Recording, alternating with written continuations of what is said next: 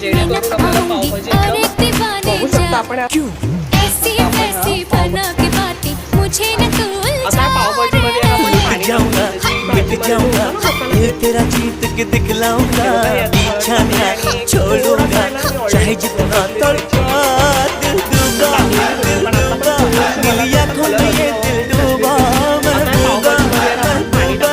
बस ये जान के मैं डूबा आशिक हूँ दीवाना तेरे लिए कुछ भी कर जाऊंगा मैं तेरे जीता हूँ तेरे लिए ही मर जाऊंगा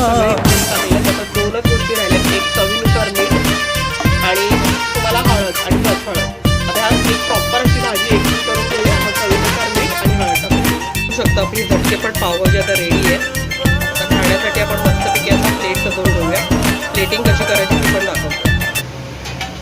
बघू शकता आपली झटकेपट अशी पावभाजी तयार झालेली आहे मस्त पाव बटरमध्ये आपण थोडेसे शॅलो असे फ्राय केलेले आहेत भाजीची कन्सिस्टन्सी पण खूप सुंदर झाली आहे थोडासा कांदा आणि गार्निशिंगसाठी कोथिंबीर पेरलेली आहे वरून आणि बटर आणि लिंबू अशी मस्त चविष्ट अशी घरगुती पावभाजी आता रेडी आहे